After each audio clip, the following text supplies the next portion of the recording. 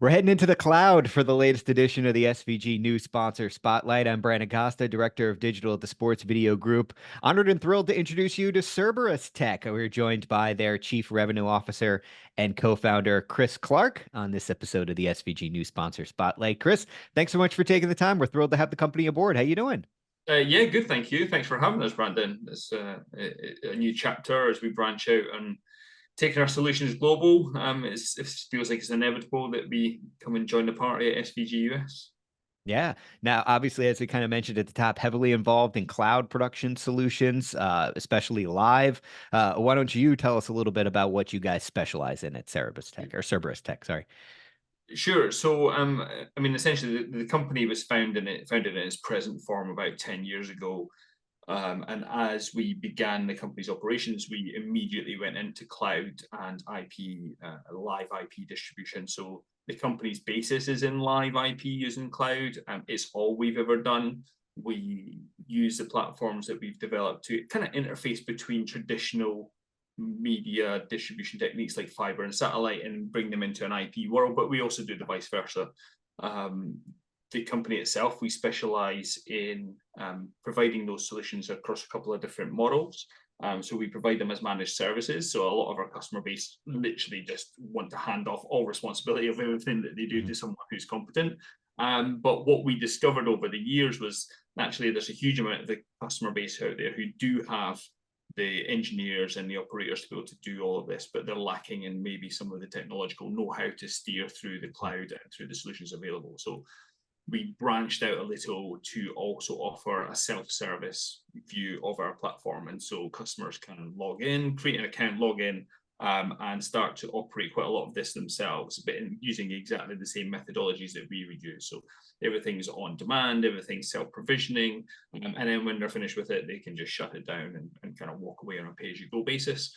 And then recently, we've also branched further out to offer a more kind of enterprise approach to those services. So we provide white label services of our platform to certain operators and vendors so that they can take an orchestration platform and kind of call it their own and offer it out to their own customer base. But it's taken us new dimensions that we didn't quite know which road we were going down at the time, but we definitely do now.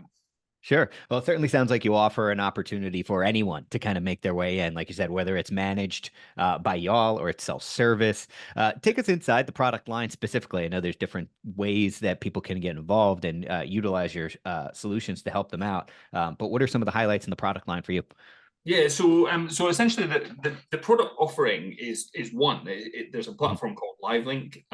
We developed this platform maybe 5 years ago, just before the pandemic came out. We wanted a way of what's the right way of saying this? We wanted a way of automating and getting some dependability about what we were doing in the cloud, so that when we provision something, it always provisions the same way.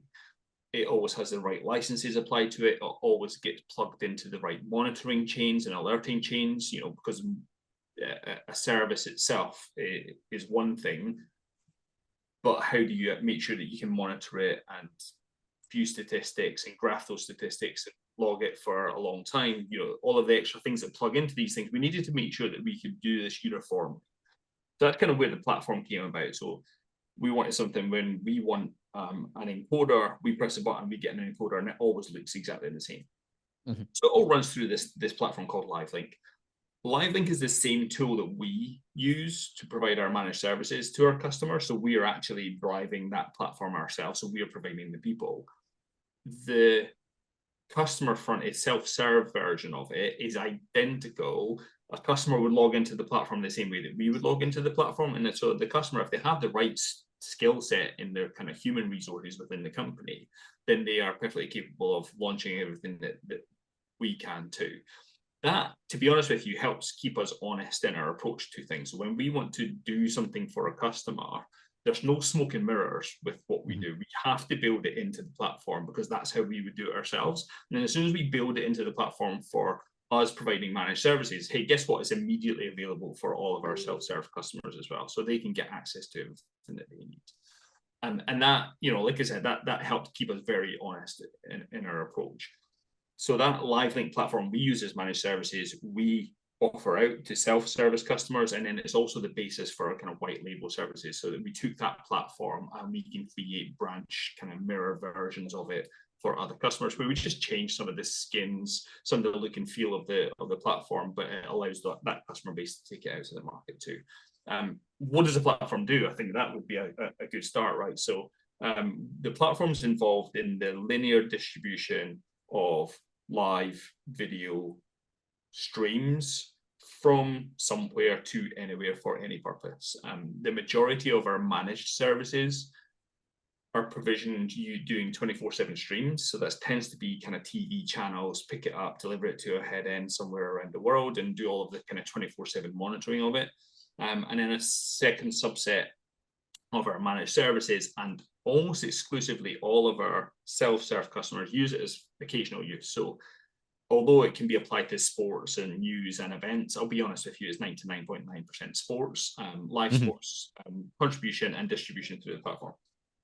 We can handle any IP format in, so we support SRT, we support Zixi, we support RIST, and then we also support some of the kind of OTT formats like RTMP and HLS. So you can deliver any feed into the platform. We then have kind of tier one third-party integrations with Atem, with their Titan platform. So we use Atem Titan to provide all of our video processing in the cloud. So if you need transcoding done to different frame rates or bit rates, drop sizes, audio codecs, anything like that that needs to be changed in there, then that's the platform we use for doing that.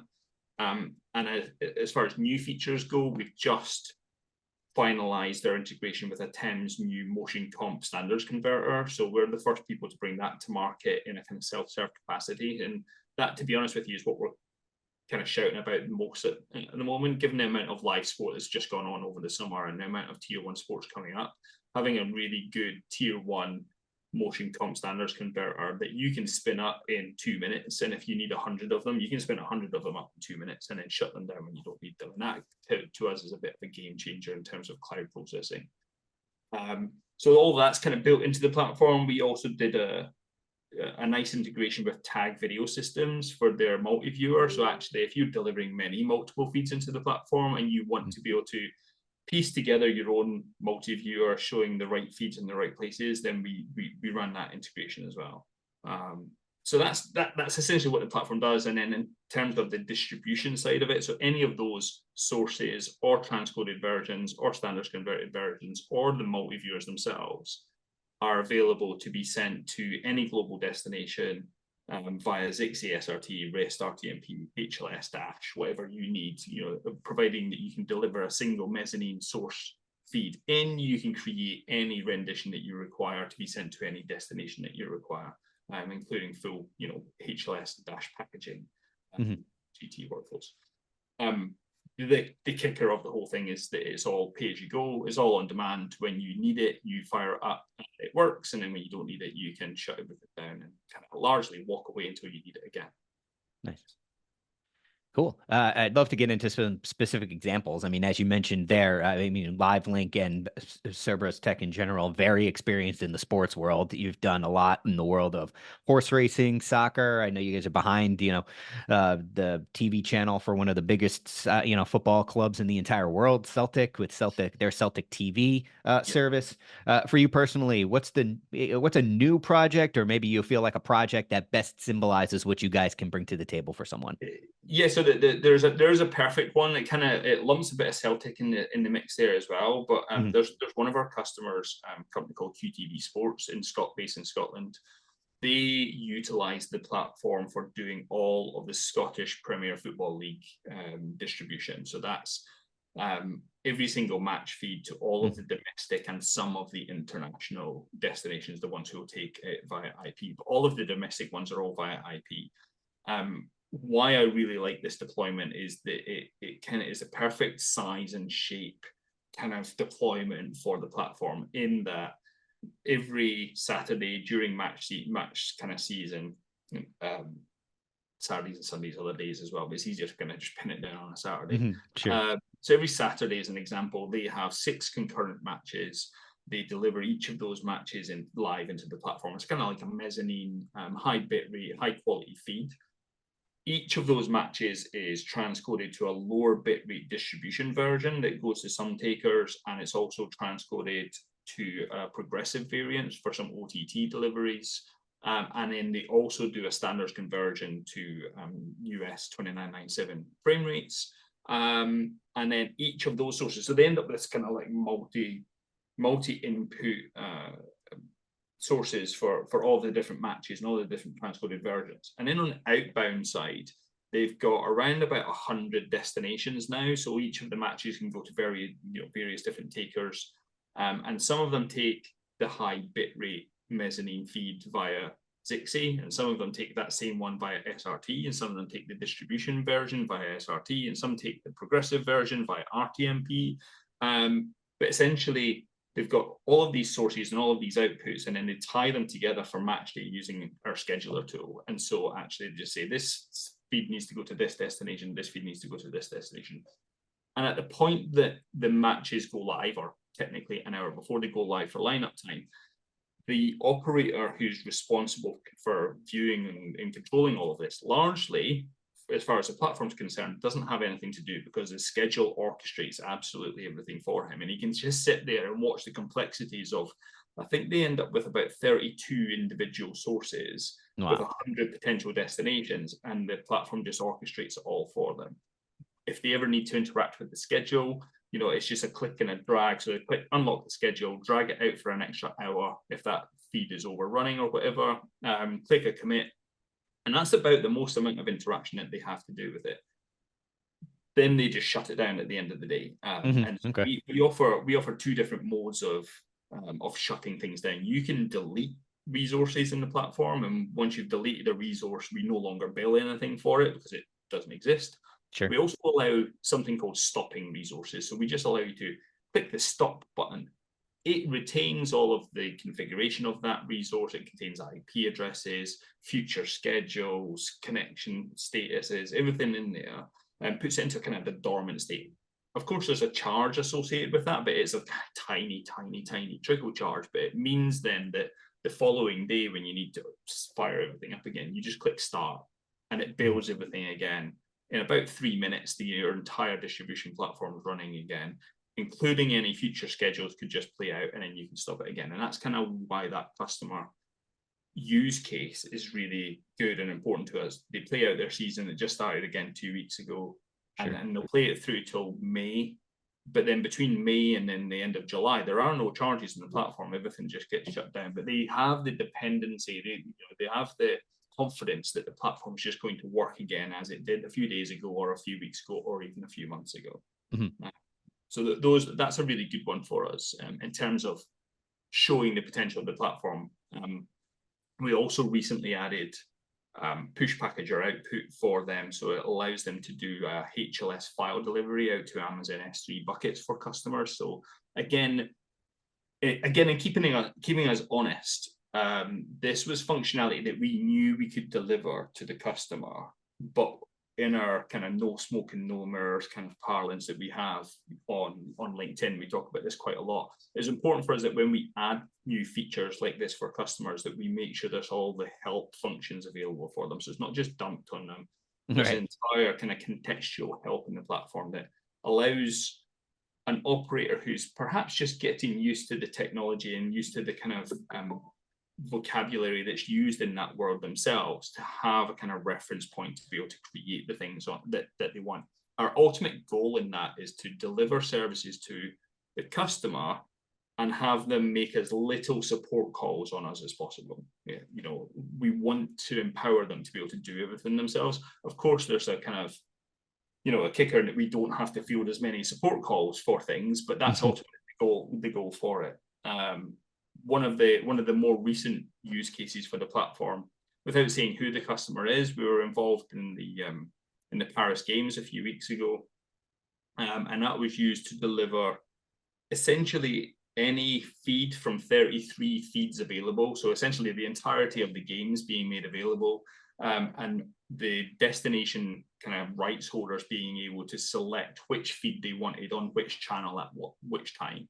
And that began with a very straightforward. This is the channels that need to go to these destinations. And then it very quickly became oh, the language selection for that taker exists outside of the SDI range. So how do we make sure that they can have that feed? And so, of course, because the platform supports a TEM transcoding and we can do audio shuffling in there, it was very easy for us to then just fire up 4 transcoders, select the right language feed, make it pair 1 in the outgoing feed, and deliver that to the taker. And the timescales involved in all of that, we're kind of rewriting them because even the customer told us on the Tuesday that it was needed for the Saturday.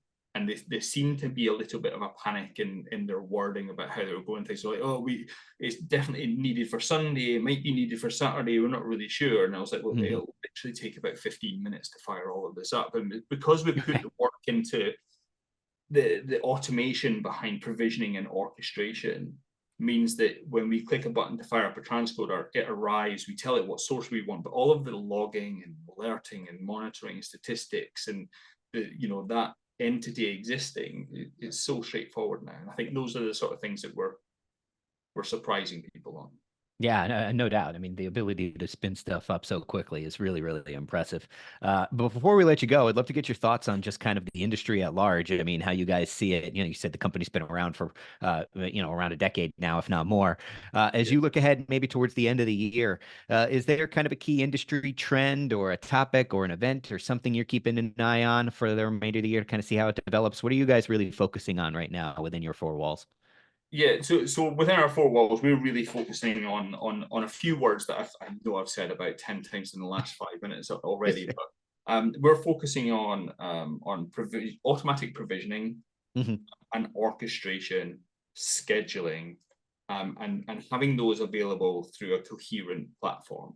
What we've found, as we go into the marketplace, of course, every company has competition, and the way that we see our competition is almost anybody can now log into AWS media services and fire up a transcoder or fire up an engine to do a task for any length of time. And it's all fairly straightforward about how you do that, but there's no real relationship between one transmission path through AWS media services, for example, and another transmission path through AWS media services. There's no kind of fabric that ties all of that together. What we did inadvertently, I'll be honest with you, is kind of 5 years ago, we built the fabric to do the things. And that's where it's now starting to pay dividends, is actually when you have a bunch of sources and you need to be able to visualize them, you can already visualize them on the platform. You already have access to, thumbnails. You've got access to all of the statistics around a feed coming in. But now actually you can take that feed, transcode it to these bit rates, schedule them to go to these destinations, and tie the whole thing in with all of your monitoring channels so that you can play all of that out with a single operator. Not only that, then you can then shut it down when it's not needed. So you can kind of stop it when it's not needed and then start it up again when it is, or you can just delete the entire workflow. But it's that, okay, how do we do more than just the thing itself? Anybody can build a transmission chain. How do you build the monitoring that plugs into it? How do you make sure that when something goes wrong, it tells the right person? Those entire kind of broadcast chains that we're able to provision and then shut down when not required. That's the thing that we're really focusing on, I think, because it ultimately, what I hear in the industry is that we have a skills crisis. We don't have the right people in the industry. We don't have the right people to fill the jobs. And I think that what we can do is provide a way of letting the broadcasters do more with less people ultimately. And if there is less people and we're not able to fill those slots, then how do we make the people that we do have go a little bit further? And like I said, that example earlier of QTV Sports, that I got in trouble. I did a press conference case study with their CEO. And I said that the operator who looks at this, when he's in the middle of a busy match day, he largely just sits back and does nothing. And that's what I got in trouble for. He does a lot more than that. But in terms of his interaction with LiveLink and the live distributions that are making to customers, in that aspect, he doesn't have to do a lot. It then frees him up to do everything that he's supposed to be doing, which is running the MCR help desk and tying together all the production teams and all the rest of it. He's not doing nothing. He is wearing multiple hats. But that's the thing I think, and the other big thing I hear is the major streaming companies hemorrhaging money. The big ones. They just all of the numbers that come out. If you read everything that you see on LinkedIn and all the trade press, is just the big names are just losing money on the scale of billions a year that they're putting out on it. And that's the sort of thing that I think I'd really like to get stuck into to see, well, where's the money being lost? It's in the streaming, but how is there something that we can do around provisioning and orchestration and being able to do more with less people that we can help somewhere in there? All right. Well, Half an definitely idea. keeping an eye on all of that. And we're certainly keeping an eye on what you all are going to be doing here in the future. We're thrilled to have Cerberus Tech within the SVG family. And Chris, it's been wonderful to meet you today. Thanks so much for stopping by. And like I said, we look forward to seeing a whole lot more of you in the future. Anytime, you will see a lot of us. Thanks, All right. Brandon. We appreciate it. To learn more about them, you can visit them online at Cerberus.tech. And for more videos, including other introductions to some of the industry's technology leaders, you can watch more episodes of the SVG New Sponsor Spotlight over at sportsvideo.org. See you soon.